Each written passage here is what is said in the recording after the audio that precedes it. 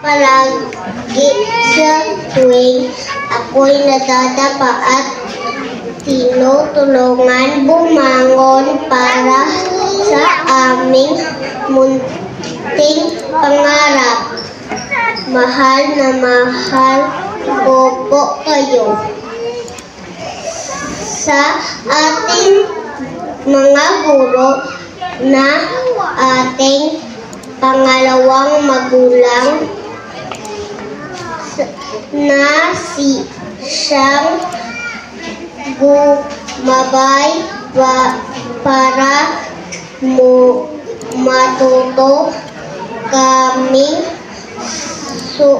sumulat, bumasa at bumilang kayo unti-unti naming nabuo ang aming munting pangarap.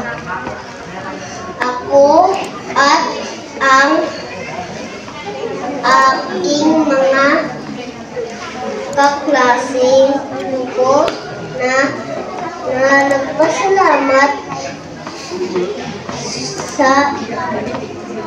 sa inyo lahat. Thank you.